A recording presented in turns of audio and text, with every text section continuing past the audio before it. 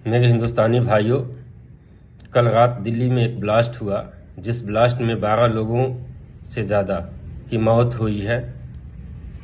इससे 2 दिन पहले दिल्ली एयरपोर्ट पर पूरे सिस्टम को ही हैक कर लिया गया था, जिसकी वजह से एयरपोर्ट को काफ़ी परेशानियों का सामना करना पड़ा। हालांकि बाद में सही कर लिया गया। फरीदाबाद में 50 किलो के आसपास आरडीएक्स मिले हुए हैं।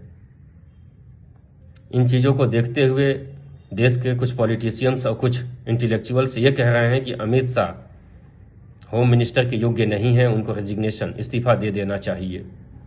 हम ऐसे लोगों को बताना चाहते हैं कि देश हमारा हिंदुस्तान कोई छोटा मुल्क नहीं है और ये सारा का सारा एलिगेशन अमित शाह पे लगा देना कोई अच्छी बात नहीं है। इसका सल्यूशन और भी है।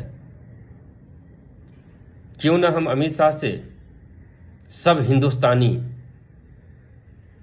इस बात के लिए उनसे दरख्वास्त करें, रिक्वेस्ट करें कि कैबिनेट में एक बिल पेश किया जाए। कैबिनेट से एक बिल पेश करके पार्लियामेंट के समक्ष लाया जाए, जिस बिल में प्रोविजन हो कि हिंदुस्तान का प्रधानमंत्री, हिंदुस्तान का हर राज्यों का मुख्यमंत्री, हिंदुस्तान का होम मिनिस्टर ये किसी भी पॉलिटिकल पार्टी के लिए प्रचार नहीं करेगा, चाहे वो पॉलिटिकल पार्टी उनकी अपनी ही क्यों न हो। ऐसा करने से मुख्यमंत्री, प्रधानमंत्री और होम मिनिस्टर का सारा ध्यान सिर्फ और सिर्फ काम पर होगा। अगर उनको प्रचार करनी है तो अपने ऑफिस से बैठकर अपने कामकाज का ब्यौरा टीवी के माध्यम से, न्यूज चैनल के माध्यम से जनता को बता दे। बट पब्लिक में जाने से टाइम खराब होता है। देखो, हमारा हिंदुस्तान कल की डेट में सोने का चिड़िया बन जाएगा। ऐसा करने से हिंदुस्तान से धर्म की राजनीति खत्म हो जाएगी, करप्शन खत्म हो जाएगा, प्रशासन के मामले में पूरी दुनिया का बेहतरीन प्रशासक बन जाएगा हिंदुस्तान।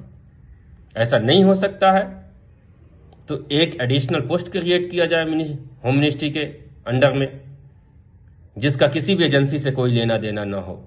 वह सिर्फ और सिर्फ हिंदुस्तान के तमाम राज्यों के ऊपर ऐसे नजर बना करके रखे कि जैसे अपने परिवार को वो देखता हो।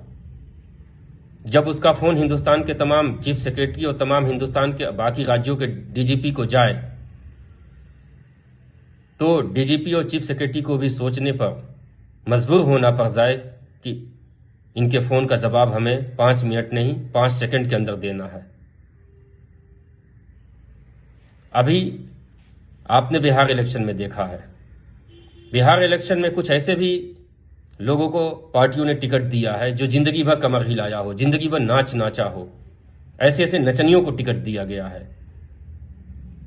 ऐसे ही कैंडिडेट हैं जिनमें कोई योग्यता नाम की चीज नहीं है। वो क्या विधानसभा और पार्लियामेंट में जाकर के हमारे लिए कानून बनाएंगे, जो अपने प्रचार में ये कह रहे हैं कि हम चुनाव जीत के आएंगे तो इस रेलवे स्टेशन का नाम बदल देंगे, इस शहर का नाम बदल देंगे, इस गांव का नाम बदल देंगे। अगर तुम जिंदगी भर नाम बदलोगे तो काम कब करोगे? क्या हमारे देश में योग्य कैंडिडेट नहीं है चुनाव लड़ने के लिए? बहुत सारे ऐसे आईएएस, आईपीएस, आईआरएस या पीसीएस रैंक के ऑफिसर्स हैं, रिटायर्ड हैं। कुछ ऐसे हैं जो सिविल सर्विसेज इंटरव्यू से वापस आए हुए हैं, जिनमें प्रशासन चलाने का बेहतरीन हुनर है, जो एक बेहतर प्रशासक बन सकते हैं। हम उन्हें भी टिकट दे सकते हैं। अगर हमें अपने देश को सोने का चिड़िया बनाना हो तो हम उनसे सहयोग ले सकते हैं। ऐसे लोग आएंगे तो नई नई चीजों को देंगे, लेकिन हम ऐसा नहीं करते। हम इन नचनियों के पीछे पड़े हुए हैं, इन नचनियों को टिकट देते हैं। ये क्या कर सकेंगे देश में आकर के? अगर आप इन बातों से सहमत हैं तो आगे बढ़ें।